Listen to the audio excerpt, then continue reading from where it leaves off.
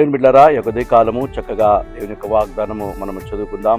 పరిశుద్ధాత్మ దేవుడు తన వాగ్దానం చేత మనతో మాట్లాడతాడు.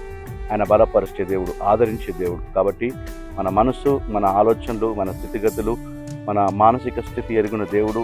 కేవలము ఆయన వాక్యం చేత మనల్ని బలపరుస్తాడు. ఈరోజు ఉదయకాలం చదువుకుందాం. లేవియా కాండము 26వ అధ్యాయము 11వ వచనములో దేవుని మాట, నీతో నాతో సెలవిసినటువంటి మాట, మీ యందు నా మనస్సు అసహ్యపడదు. చూడండి, దేవుడు అంటా ఉన్నాడు, మీ యందు నా మనస్సు అసహ్యపడదు. మనం అనుకుంటూ ఉంటాం చాలాసార్లు, నేను ఏదో పొరపాట్లు బ్రతుకుతూ ఉన్నాను, ఏదో పొరపాటు చేస్తూ ఉన్నాను, నా దేవుడు నన్ను చూడడు, నా ప్రార్థన అంగీకరించడు అని చెప్పి ఎన్నో ఆలోచనలు చేసుకుంటూ ఉంటాం. కానీ ఆయన ఏ రోజు కూడా మన మీద అసహ్యపడడు, మనల్ని ప్రేమిస్తూ ఉన్నాడు. అందుకే కదా 2026 సంవత్సరాల క్రితము ఆయన కలవరి శిలువలో నీ కొరకు నా కొరకు ప్రాణం పెట్టి ఆయన ప్రేమను చూపించినాడు. మనం అనుకుంటూ ఉంటాం దేవుడు నన్ను అసహించుకుంటున్నాడు అని. కాదు బిడ్డలారా, ఇదే కాలము నా దేవుడు యేసయ్య నిన్ను ప్రేమిస్తూ ఉన్నాడు, నిన్ను బలపరచడానికి ఆశపడుతూ ఉన్నాడు. కాబట్టి నమ్ము, విశ్వాసం ఉంచు, ఆయన ప్రేమను పొందుకో, ప్రార్థించు, కృపను పొందుకో. God bless you.